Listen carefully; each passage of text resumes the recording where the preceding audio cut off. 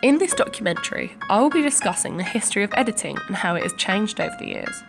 In 1895, it was the first time any kind of motion picture was created. Before that, entertainment came in the forms of theatre productions and books.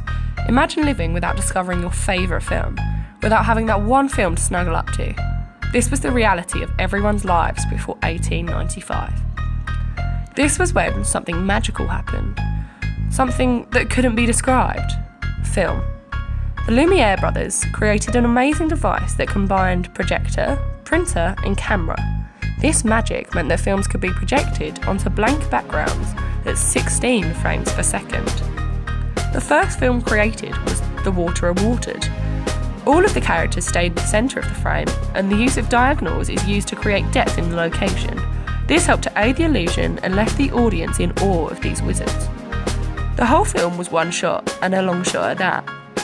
This was because no one had seen or even thought to add a close-up within their films yet, due to it not being created. Here you will see my own example of the shot. Just like The Water Are Watered, it is a one-take long shot.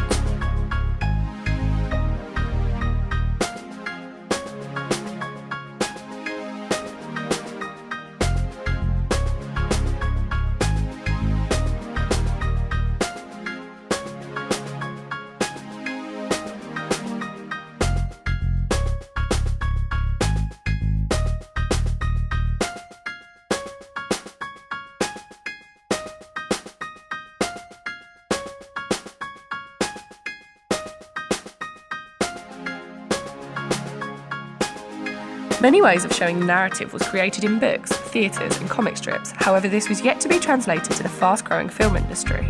In 1896, a man named George Méliès created the jump cut by pure accident.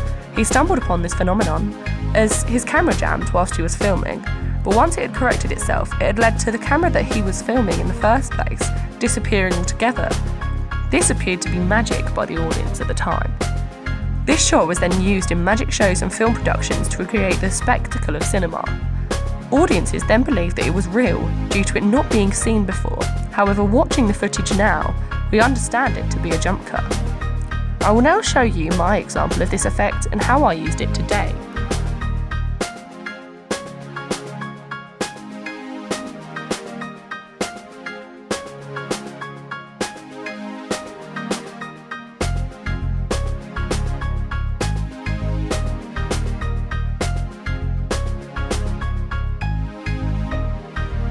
In 1903, Edwin Porter discovered that if you splice shots together using editing, you could create films of around 10 minutes long, which then allowed audiences to experience an event closer to the one we have now.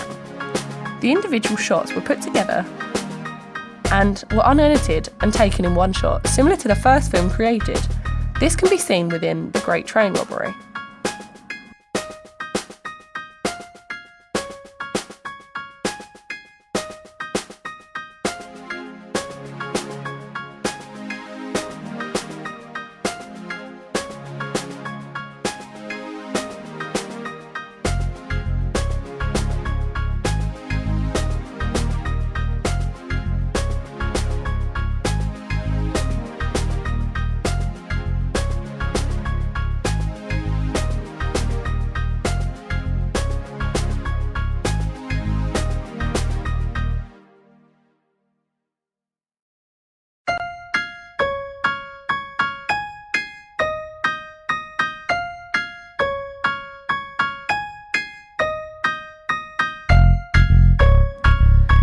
The shots used within this would be extremely different if it was created now. There would be a variety of point of view shots and over the shoulder ones too, including close-ups. All of these were yet to be created, however the close-up was next.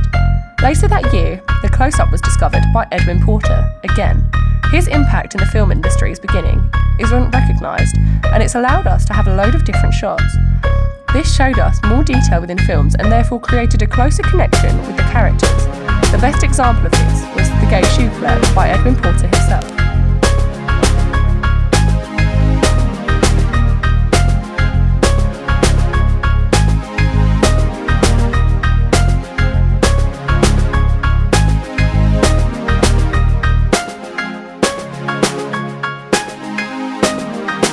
As you can see here, this is my example of this shot.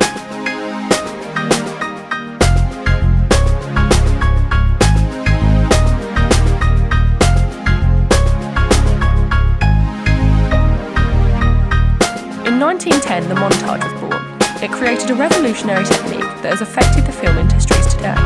The montage is used to show a progression of time or a character's personal gain by quickly cutting through shots that each show a day/week. This allows a load of information to be conveyed in under 3 minutes, and therefore allows more of a narrative or story to be put across. The best example of a montage is the Rocky one.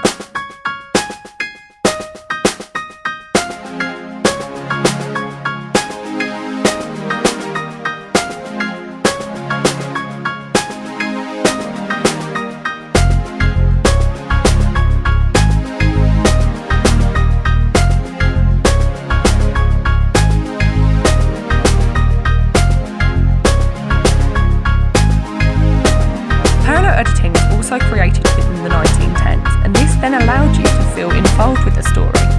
This can be seen the most within the Godfather christening scene.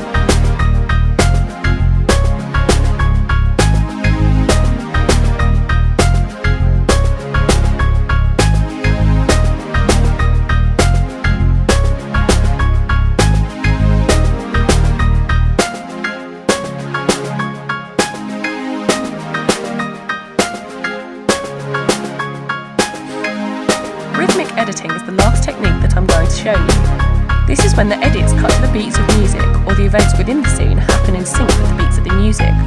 The best example of this is the latest Suicide Squad trailer to the music of Bohemian Rhapsody by Queen. Is this the real life? Let me out of here, Colin, please. Let me out of here, Is this just fantasy? Caught in a landslide. No escape from reality.